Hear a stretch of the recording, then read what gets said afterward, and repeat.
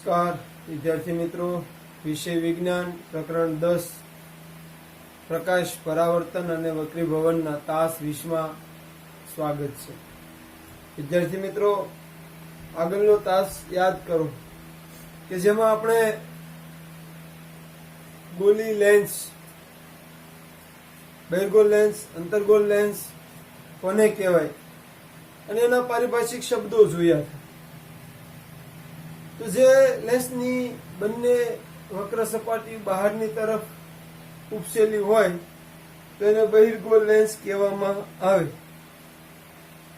બહિર્ગોળ lens બંને તરફ બહારની તરફ ઉપસેલી હોય, આપણે હાથના વડેથી જોઈએ તો આ રીતનો શેપ થાય, એનો આકાર.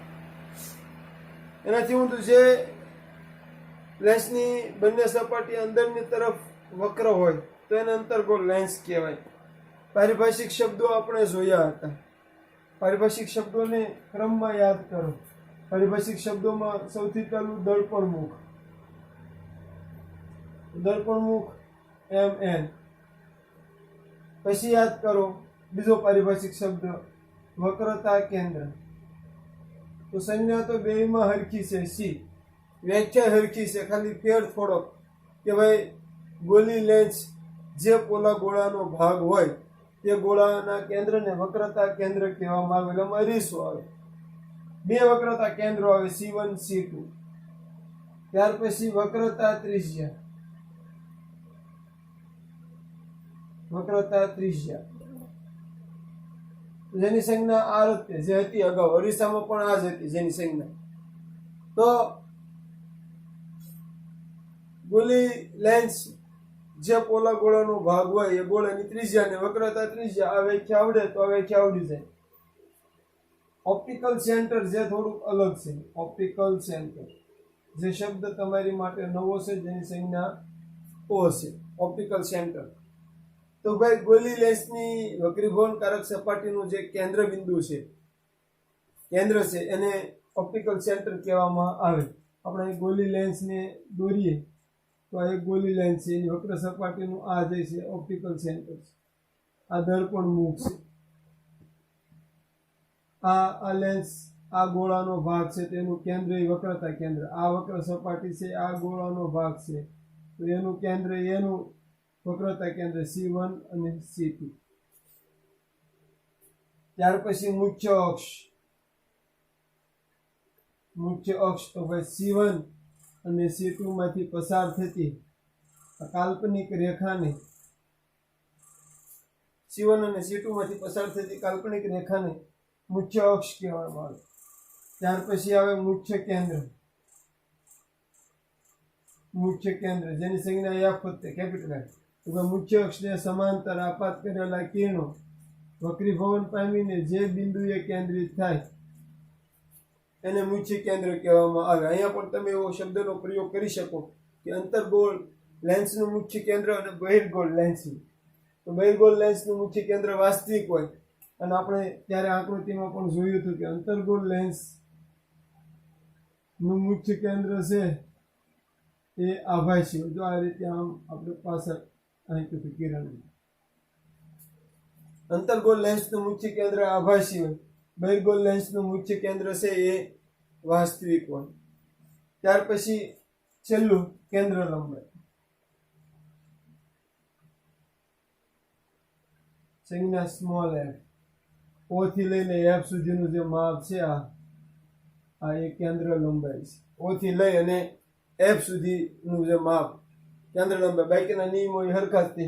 O થી C, O થી F કરતા ડબલ હોય. વક્રતા ત્રિજ્યા કેન્દ્ર લંબાઈ કરતા બમણી હોય. તો આ બાબતોની આપણે ચર્ચા છેલ્લા તાસમાં કરી હતી. એક વખત તમને યાદ આવી જાય, બધી વ્યાખ્યાઓને એક વખત તમે મનમાં ઘૂંટી લો, મનન કરી લો, એટલે સારામાં સારી રીતે તમને યાદ રહે.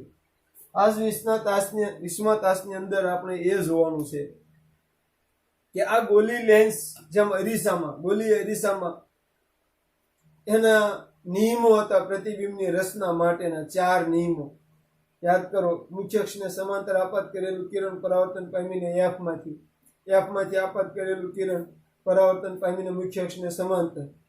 C માંથી આપાત કરો એની માર્ગે પાછું વળે. જેટલા ઇંચના ખૂણે આપાત થાય એટલા ઇંચના ખૂણે પરાવર્તન. હવે જે 4 નિયમો હતા એવા અહીંયા નિયમો છે જે આપણે જોઈશું કે ગોલીય લેન્સ વડે રચાતા પ્રતિબિંબ માટેના નિયમો બરાબર ધ્યાન આપજો. પહેલો નિયમ આકૃતિ સાથે આપણે લઈશું. પહેલો નિયમ ઓલેન જેવો છે કે મુખ્ય અક્ષને સમાંતર આપાત થતું કિરણ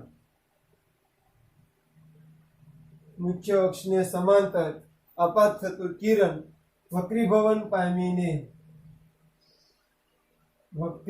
પામીને મુખ્ય કેન્દ્ર F માંથી પસાર થાય છે. જે નિયમ S છે, F માંથી પસાર થાય. જે નિયમ આપણે જોઈ ગયેલા છે, જોઈને આકૃતિ દોરીએ. આ એક બહિર્ગોળ લેન્સ, આ એનું મુખ્ય અક્ષ છે, ઓપ્ટિકલ સેન્ટર, દર્પણ મુખ MN જોજો બરાબર. આ મુખ્ય કેન્દ્ર છે, આ વક્રતા કેન્દ્ર છે, આ વક્ર સપાટીનું મુખ્ય કેન્દ્ર છે, આ વક્રતા કેન્દ્ર છે. આ રીતે મુખ્ય અક્ષને કોઈ સમાંતર જે કિરણ આપાત થાય, જોજો નિયમ, મુખ્ય અક્ષને સમાંતર આપાત થતું કિરણ વક્રીભવન પામીને મુખ્ય કેન્દ્રમાં F માંથી પસાર થાય છે અથવા પસાર થતું હોય તેવો ભાસ થાય છે, અથવા પસાર થતું હોય તેવો ભાસ થાય, જે અંતર્ગોળ લેન્સમાં લાગુ પડે. જોજો અંતર્ગોળ લેન્સમાં શું થાય છે, જોજો.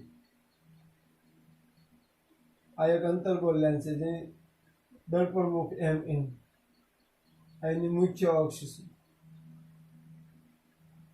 મુખ્ય કેન્દ્ર F, વક્રતા કેન્દ્ર, આ બાજુનું મુખ્ય કેન્દ્ર, વક્રતા કેન્દ્ર જોઈજો બરાબર.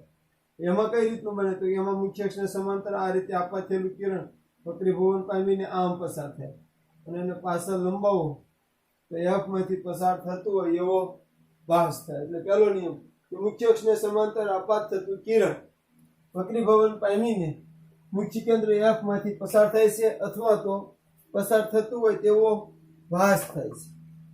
બીજો નિયમ આનાથી ઊંધો, ઓલામાં તો એ જ નિયમો લાગ્યો, આનાથી ઊંધો કે ભાઈ મુખ્ય કેન્દ્ર F માંથી આપાત થતું કિરણ ઓલું શું છે, સમાંતર થતું હતું ને મુખ્ય કેન્દ્ર F માંથી પસાર થતું હતું. અહીંયા મુખ્ય કેન્દ્ર F માંથી આપાત થતું કિરણ વક્રીભવન પામીને મુખ્ય અક્ષને સમાંતર પસાર થાય છે. મુખ્ય કેન્દ્ર F માંથી આપાત થતું કિરણ વક્રીભવન પામીને મુખ્ય અક્ષને સમાંતર પસાર થાય. આપણે એની આકૃતિ જોવાનો પ્રયાસ કરીએ. એવા બહિર્ગોળ લેન્સ છે, જોજો બરાબર.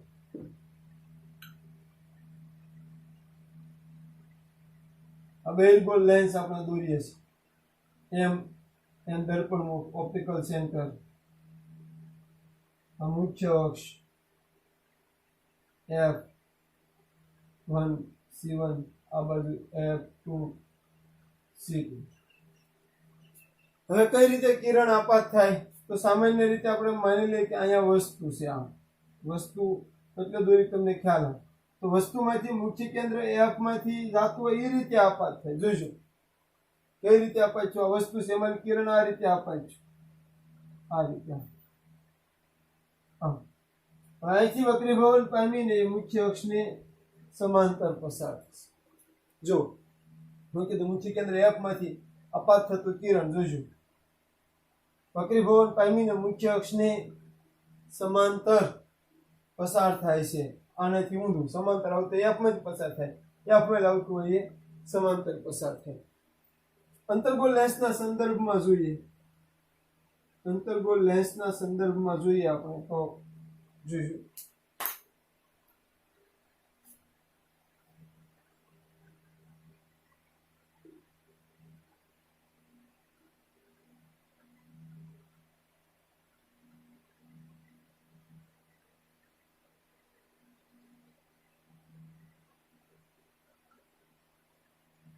અહીંયા કઈ રીતે આપાત કરવાનું છે? જો અહીંયા આ રીતનો આમ નહીં આપાત કરો, હા આ એ રીતનો આપાત નહીં થાય, બરાબર ધ્યાન રાખજો.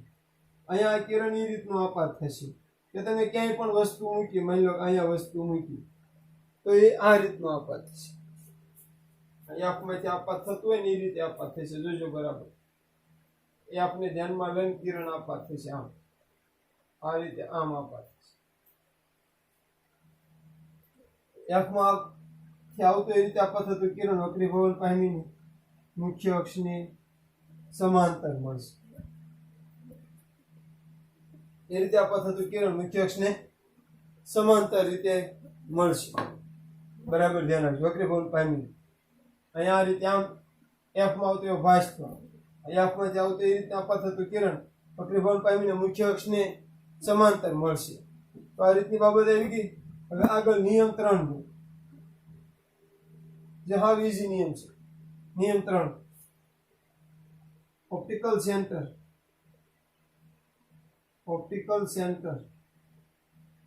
O માંથી આપાત થતું કિરણ, તો જો ઓપ્ટિકલ સેન્ટર O માંથી આપાત થતું કિરણ વક્રીભવન પામ્યા વગર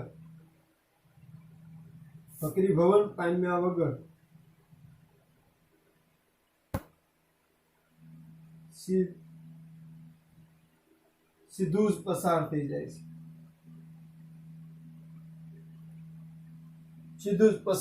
છે, ઓપ્ટિકલ સેન્ટર એટલે કઈ સ્થિતિ થઈ? વક્રીભવન પામતું નથી એ સ્થિતિ કઈ થઈ? તો લંબરૂપી આપાત થાય. એ આગળ આપણે જોઈ ગયેલા છીએ. તો અહીંયા પણ આપણે એની બેની આકૃતિ જોઈ હોય તો જોઈ શકશું કે આ બે ગોળ લેન્સ છે, આ એનું ઓપ્ટિકલ સેન્ટર છે, આ મુખ્ય અક્ષ છે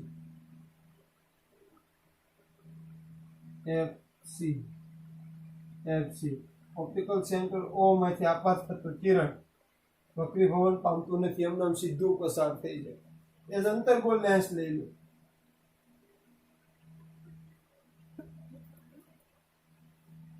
ઓપ્ટિકલ સેન્ટર O માંથી આપાત થતું કિરણ વક્રીભવન પામતું નથી, એટલે કઈ સ્થિતિ થઈ? લંબરૂપી આપાત છે સ્થિતિ થઈ. તો આ રીતે વિદ્યાર્થી મિત્રો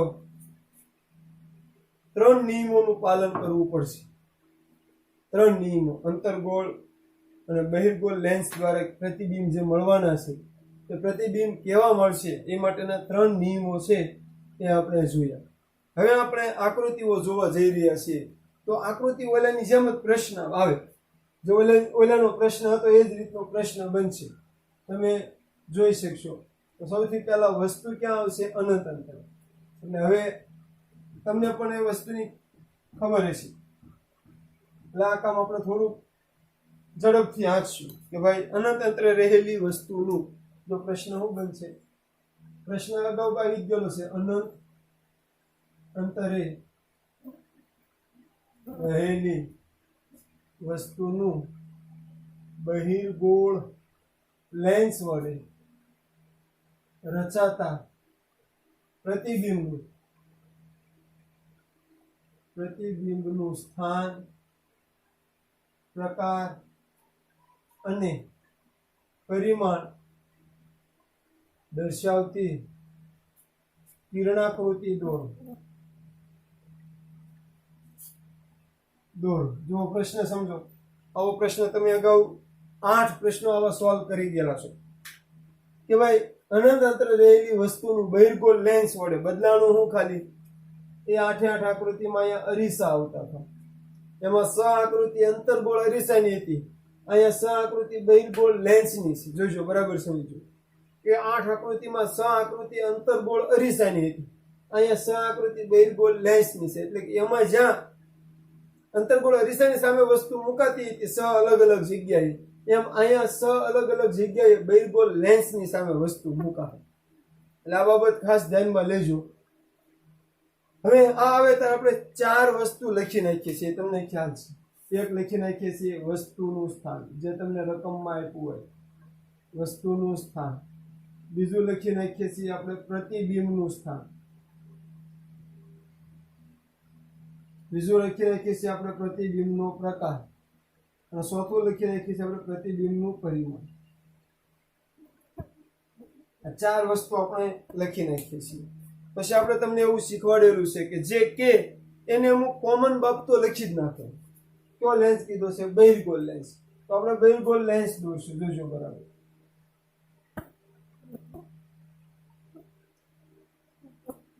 આ રીતે આપણે બહિર્ગોળ લેન્સ દોરીશું.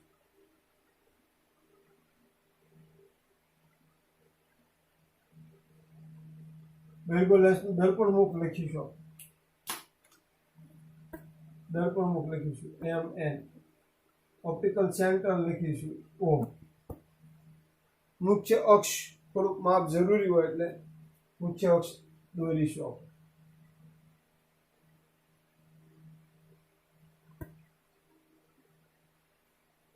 તેનું માપ લઈએ છીએ. જો ઓપ્ટિકલ સેન્ટર 10 રાખ્યું છે તો F5, આ 0, આ 10 એટલે આ 15 અને આ 20. કેન્દ્ર લંબાઈ કેટલી થઈ યાદ કરજો. આ F1, C1, F2, C2. કેન્દ્ર લંબાઈ કેટલી થઈ? 5 સેમી. વક્રતા ત્રિજ્યા 10 સેમી. હવે એટલું બધામાં આવશે. સહી સ બહિર્ગોળ લેન્સની આકૃતિમાં આ બાબત કોમન આવશે. સહી સ બહિર્ગોળ લેન્સની આકૃતિમાં એટલી વસ્તુ કોમન આવશે. હવે જ્યાં વસ્તુ કીધી હોય ત્યાં જવાનું. વસ્તુનું સ્થાન ક્યાં કીધું છે? અનંત અંતરે. જોજો, અનંત અંતરે. તો તમને ત્યારે પણ મેં કીધું ને, તમે 2 અનંત અંતરની આકૃતિ જોઈ ગયા છો કે વસ્તુ જ્યારે અનંત અંતરે હોય ત્યારે કિરણો કેમ આપાત કરવાના? મુખ્ય અક્ષને સમાંતર કિરણો આપાત કરવાના. વસ્તુ બતાવવાની થતી નથી. તો આપણે જોઈએ છીએ ભાઈ, મુખ્ય અક્ષને સમાંતર આ રીતે કિરણો આપાય છે. આ રીતે 2 કિરણો આપાય છે. તો નિયમ યાદ કરો, હમણાં જોયું કે મુખ્ય અક્ષને સમાંતર આપાત થતા કિરણો વક્રીભવન પામીને શેમાં પસાર થશે? F માં. તો આપણે એને F માંથી આપાત વક્રીભવન પામી પસાર કરાવીશું.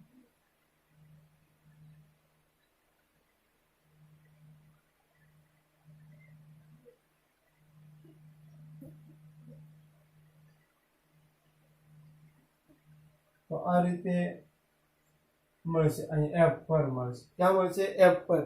તો તમને કદાચ તમારામાંથી ઘણા બાળકોને ખ્યાલ આવી ગયો હશે કે અનંત અંતરે વસ્તુ કીધી ને તો પ્રતિબિંબ અહીંયા જ મળશે, એવો ખ્યાલ પણ આવી ગયો હશે. તો ફરી એક વખત આકૃતિને જોઈ લો બરાબર. વસ્તુનું સ્થાન અનંત અંતરે, તો પ્રતિબિંબનું સ્થાન મુખ્ય કેન્દ્ર F પર. મુખ્ય કેન્દ્ર F પર. પ્રકાર વાસ્તવિક અને ઉલટું.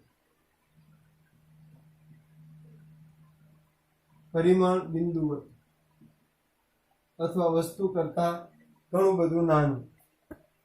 બિંદુવત અથવા તો વસ્તુ કરતા ઘણું નાનું. તો આ જ રીતે આગળની આકૃતિઓ આવશે. આપણે અહીં 2 આકૃતિઓને દોરીએ. હવે લેન્સ આનો રહે પણ વસ્તુનું સ્થાન બદલ્યું.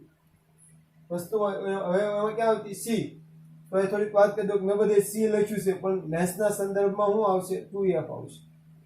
એટલે કે F થી 2 ગણું અંતર થાય એટલે 2F આવશે.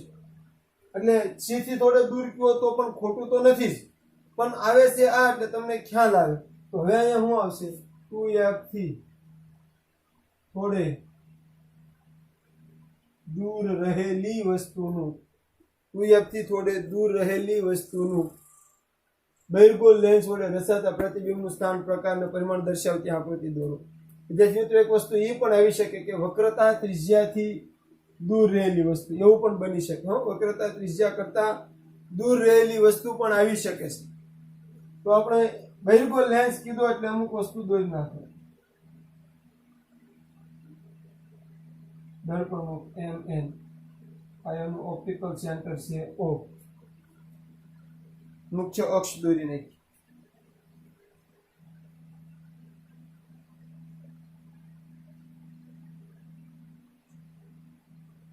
મુખ્ય અક્ષ માપ લઈ અહીં જો 10 રાખું છું ઓપ્ટિકલ સેન્ટર છે અહીંયા તો 5 સેમી 10 5 10 અહીંયા લખીશું આપણે f f1 f2 2f1 2f2 2f એટલે r બરાબર 2f એટલે 2f લખે છે.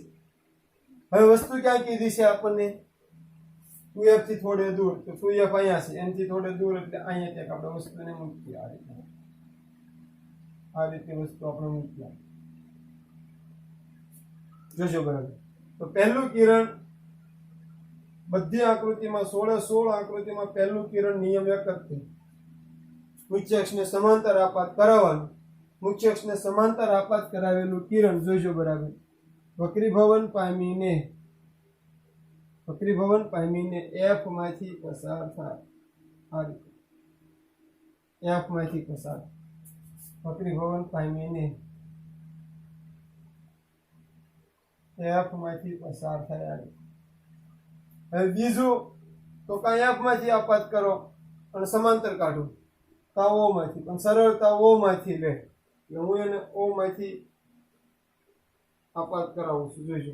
નિયમ યાદ કરો o માં આપાત થઈ વક્રીભવન પાયમાં વિના સીધું પસાર થઈ જાય. બીજું કિરણ આ રીતે o માંથી એ સીધું પસાર થઈ જાય વક્રીભવન પામતું નથી. બે જ્યાં ભેગા થયા ના પ્રતિબિંબ મળ્યું. અરીસાનું આરવાર વિશાળતા જો અરીસાનું આરવાર વિશાળતા જો એટલે કે સી થી થોડે દૂર જ્યારે વસ્તુ રહેતી ત્યારે પ્રતિબિંબ ક્યાં મળતું સી ની એફ ની વચ્ચે. અહીંયા પણ ઈ જ છે કે 2f થી થોડે દૂર કે સી થી થોડે દૂર વસ્તુ છે ત્યારે પ્રતિબિંબ f અને c ની વચ્ચે અથવા તો f અને 2f ની વચ્ચે.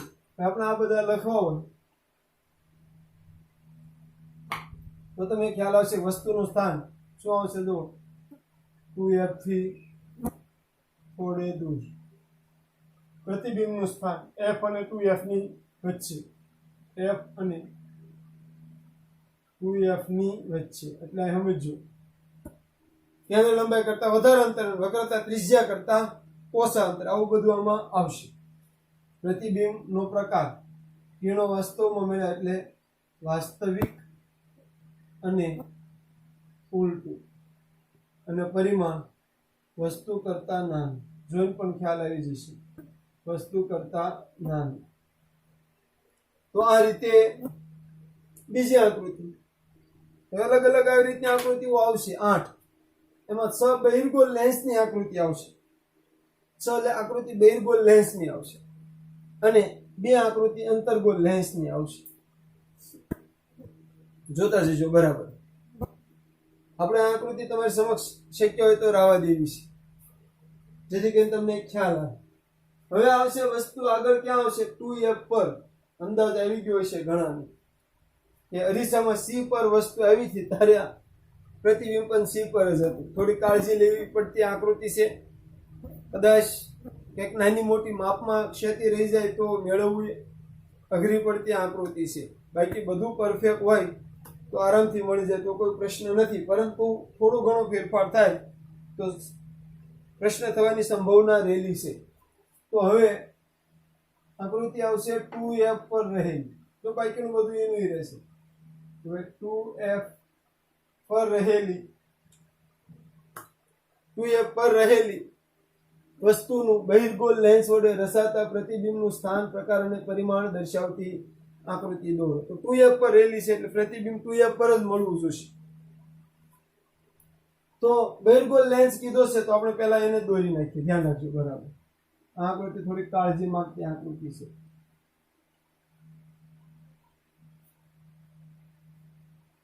એમ દર્પણ મુક્સ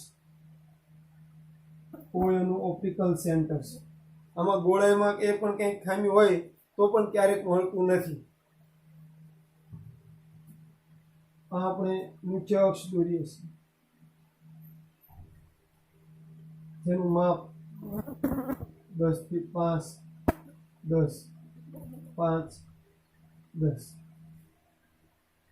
આ 2f f1 1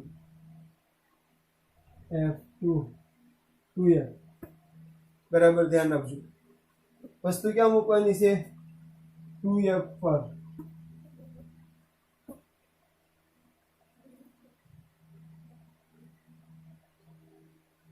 2f પર વસ્તુ મૂકવાની નિયમ તો આની જેમ જ લાગશે પહેલો મુખ્ય અક્ષને સમાંતર અને બીજું ઓમાંથી નિયમ તો એ જ લાગશે પહેલું નિયમ મુખ્ય અક્ષને સમાંતર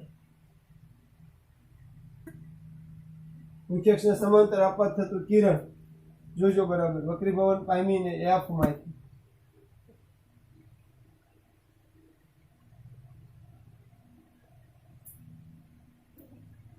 f માંથી પસાર મુખ્ય અક્ષને સમાંતર આપાત કર્યું કિરણ વક્રીભવન પામીને f માંથી પસાર બીજું o માંથી જે વક્રીભવન પામ્યા વિના સીધે સીધું પસાર થઈ જાય એ બે જ્યાં ભેગા થયા પ્રતિબિંબ મળ્યું વસ્તુ 2f પર પ્રતિબિંબ પણ 2f પર બે સરખા અહીં કિસ્સામાં u બરાબર v જોજો બરાબર u બરાબર v s બરાબર s ડેશ હાવ હાસી રીતે નથી કાર્ટેશિયન સંજ્ઞા પદ્ધતિનો ઉપયોગ કરો તો માઇનસ u બરાબર v s બરાબર માઇનસ s ડેશ s બરાબર માઇનસ s ડેશ કેમ કે પ્રતિબિંબ નીચું છે નીચે તરફની ઊંચાઈઓ ઋણ લેવામાં આવે ઉપર તરફની ઊંચાઈઓ ધન o થી ડાબી બાજુના અંતરો ઋણ o થી જમણી બાજુના અંતરો ધન અમારે એવું કેવું નહીં પડે કોના સંદર્ભમાં માપવામાં આવે તમને ખ્યાલ આવી જ ગયો છે આ બધે આમાં તે સમજી શકો છો આના સંદર્ભમાં આપણે લઈએ તો s more than s dash અહીં વસ્તુ મોટી પ્રતિબિંબ નાનું સામે હરખો એટલે અહીં મોટવણી થાય 1 વાસ્તવિકનું ઉલટું એટલે -1 મોટવણી આની મોટવણી થશે -1 કરતા નાની ઋણ અને 1 થી નાની મોટવણી ભણી ગયા ને લેન્સના સંદર્ભમાં મોટવણી આવશે તો ફરીવાર આ બાબત જે છે બતાવવાની બાકી છે ક્યાં વસ્તુ પ્રતિબિંબ ક્યાં જો બરાબર ધ્યાન આપજો વસ્તુનું સ્થાન તો 2f પર પ્રતિબિંબનું સ્થાન પણ 2f પર પ્રતિબિંબનો પ્રકાર વાસ્તવિક અને ઉલટું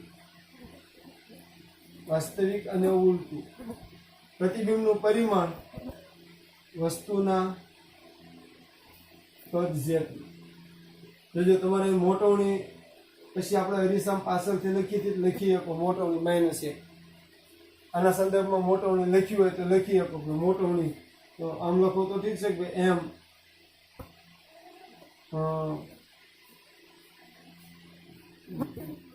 મોર ધેન -1 સોરી હા એમ મોર ધેન -1 તો આ રીતે તમે મોટવણી પણ આરોલ લખી શકો છો લેન્સમાં પણ મોટવણી આવે તો આ રીતે પહેલી આકૃતિ બીજી ત્રીજી હવે એની આગળની આકૃતિમાં વસ્તુ આવશે 2f અને f ની વચ્ચે તો 2f અને f ની વચ્ચે જે વસ્તુ રેલી હોય એનું પ્રતિબિંબ કઈ રીતે મળે તો તમને ખ્યાલ આવશે કે 2f થી થોડે દૂર રેલી છે એનું પ્રતિબિંબ 2f ની f ની વચ્ચે મળ્યું તો હવે 2f ની f ની વચ્ચે વસ્તુ છે એનું પ્રતિબિંબ ક્યાં મળશે 2f થી દૂર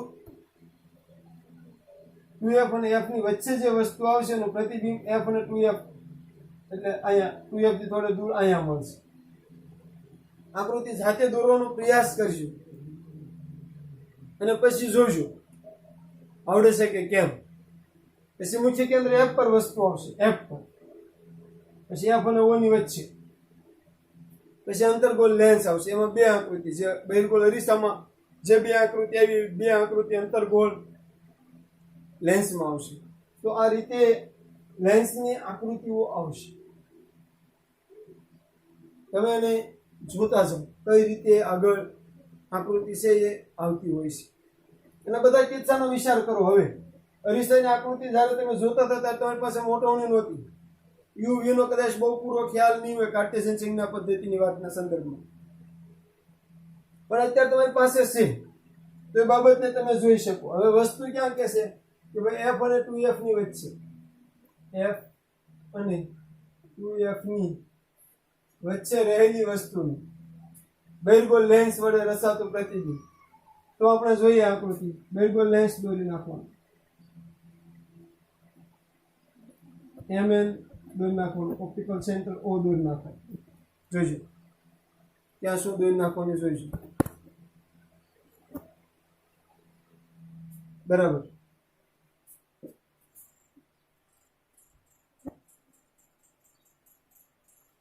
ઓપ્ટિકલ સેન્ટર O માપ લઈ લો 10 થી આ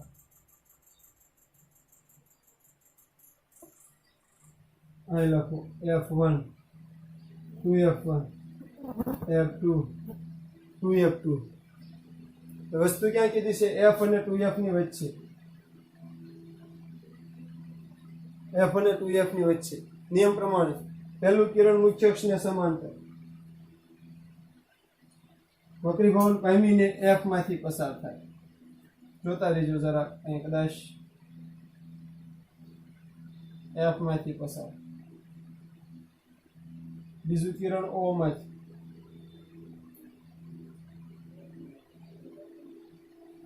O માંથી બે ભેગા અહીંયાથી અહીંયા. મુખ્ય અક્ષ નાનો પડ્યો તો મોટો કરવો પડશે. જ્યાં બી ભેગા થયા ને આનું પ્રતિબિંબ મળ્યું. પ્રતિબિંબનો પ્રકાર અને પરિમાણ વિશે કહેવાની જરૂર નહીં પડે, તમે જોઈ શકશો. તો લખ્યો અહીંયા વસ્તુનું સ્થાન 2f અને f ની વચ્ચે અહીંયા કરું છું. પ્રતિબિંબનું સ્થાન 2f થી થોડે દૂર. આકૃતિ જોઈ. પ્રતિબિંબનો પ્રકાર વાસ્તવિક અને ઉલટું વસ્તુના કદથી મોટું. જોઈને જ ખબર પડી જશે તમને. તો આ રીતે હજી આકૃતિઓ બાકી છે. બે બહિર્ગોળ લેન્સની બાકી છે અને બે અંતર્ગોળ લેન્સની બાકી. 4 આકૃતિઓ હજી બાકી છે. 4 આકૃતિ તમારી સમક્ષ રજૂ કરી. 12 આકૃતિઓ આપણે કુલ જોઈ. તમે એ 12 આકૃતિને ખાલી આકૃતિના સંદર્ભમાં નહીં જો, તેમાં એમ આપજો કે આ 5 સેમી તો 10 સેમી. તો વસ્તુ છે એ 10 સેમી કરતાં વધુ અંતરે છે. ત્યાં પ્રતિબિંબ છે એ આ બાજુ 10 સેમી કરતાં ઓછા અંતરે જ મળ્યું હોય. આવું બધા પાસાનો વિચાર કરવાનો છે. વક્રતા ત્રિજ્યા કરતાં વધુ અંતરે વસ્તુ છે તો અહીંયા વક્રતા ત્રિજ્યા કરતાં ઓછા અંતરે પ્રતિબિંબ મળ્યું. આવું ઘણું બધું વિચારીને તમારે સમજવાનું છે. જોઈ લો આકૃતિ ખાસ. બરાબર.